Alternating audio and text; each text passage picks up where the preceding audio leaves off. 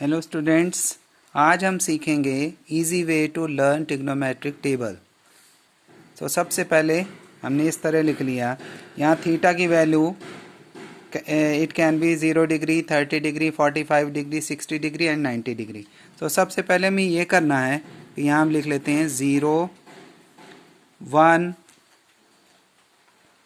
2, 3 and 4।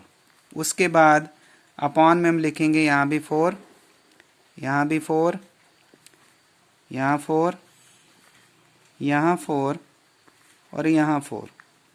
अब हम इसका स्क्वायर रूट ले लेते हैं। यहाँ भी same procedure, here also square root and here also square root.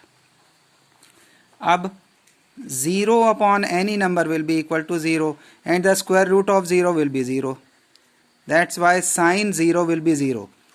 Here square root of 1 is 1, square root of 4 is 2. That's why sin 30 is equal to 1 by 2. यहाँ पर 2 1s are 2, 2 2s are 4. So square root of 1 will be 1 and square root of 2 cannot be calculated fully, so it will be written as it is. So 1 by root 2. That's why sin 45 is equal to 1 by root 2. Here you see square root of 3 cannot be completely calculated, so it will be written as it is, root 3, and the square root of 4 is 2. That's why sin 60 is equal to root 3 by 2. And here they will be cancelled on 1. So square root of 1 will be 1. That's why sin 90 is equal to 1. For cos के लिए हम इस line को उल्टा लिख लेंगे, यहाँ से शुरू करके ये 1, then root 3 by 2,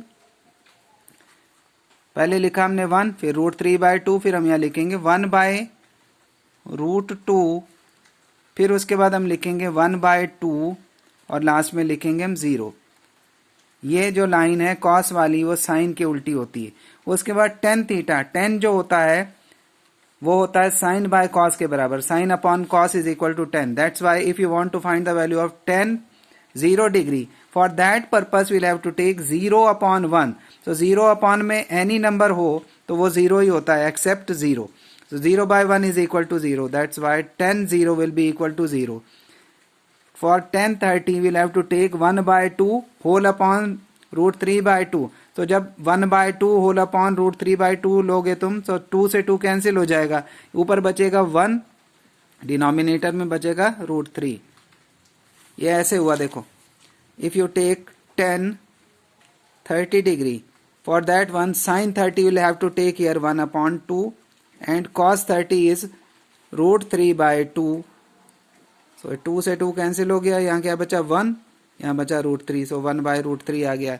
इसी तरह 10 45, यहाँ है हमारा 1 by root 2 whole upon 1 by root 2, root 2 से root 2 कैंसिल हो जाएगा, तो 1 by 1 is equal to just 1। And here for 10 60, for that purpose root 3 by 2 whole upon 1 by 2, 2 2 cancel, so बचा क्या root 3 upon 1, no need to write upon 1। Last 1090 के लिए 1 upon 0 करना पड़ेगा हमें, 1 upon 0, and we know that we cannot divide any number by 0, so it is not defined। For that we show by this, or you can write not defined। इसके बाद हम जानते हैं कि cosec जो होता है वो साइन का रेसिप्रोकल होता है। तो अगर हमें cosec 0 चाहिए तो हमें 0 का रेसिप्रोकल लेना पड़ेगा। 0 का रेसिप्रोकल हो जाएगा 1 by 0, and 1 by 0 not defined होता, अभी बता चुका मैं, तो ये भी नॉट डिफाइंड आ जाएगा। ऐसा साइन डालो या नॉट डिफाइंड लिख दो। इसी तरह cosec 30 वो इसका रेसिप्रोकल हो जाएगा 2 by 1 और जस्ट 2। cosec 45 तो वो साइन 45 का रेसिप्रोकल होगा, ये है 1 by root 2, तो हो जाएगा root 2 by 1 और just root 2 you can write. उसके बाद cosec 60 that will be the reciprocal of sine 60, ये है root 3 by 2, तो ये हो जाएगा 2 by root 3। उसके बाद cosec 90, यहाँ साइन 90 है 1, तो 1 का रेसिप्रोकल भी 1 होता है, तो यहाँ आप देख लीजिए साइन का रेसिप्रोकल कॉसेक एंड कॉसेक का रेसिप्रोकल साइन होता है। इसी तरह सेक जो होता है वो रेसिप्रोकल होता है कॉस का। तो अगर तुम्हें सेक 0 चाहिए तो कॉस 0 1 है, तो उसका 1 का रेसिप्रोकल भी 1 होगा। सेक 30 जो है रेसिप्रोकल हो जाएगा 2/√3। सेक 45 यहाँ कॉस 45 है 1/√2, तो ये हो जाएगा √2/1 और जस्ट √2। सेक 60 कॉस 60 है 1/2, तो हो जाएगा 2/1 जस्ट 2। एंड सेक 90 कॉस 90 देखो क्या है 0 है, तो 0 का रेसिप्रोकल नॉट डिफाइंड होता, तो ये भी नॉट डिफाइंड आ जाएगा, नॉन डिफाइंड। उसके बाद कॉट जो है वो रेसिप्रोकल होता है 10 का, तो कॉट 0 यहाँ 10 0 है 0 का रेसिप्रोकल होता है नॉट डिफाइंड, तो ये नॉट डिफाइंड होगा। कॉट 30 10 30 का रेसिप्रोकल हो जाएगा, 10 30 का रेसिप्रोकल ही हो जाएगा √3/1 ओनली √3। उसके बाद कॉट 45 10 45 1 है, तो उसका रेसिप्रोकल भी 1 होगा।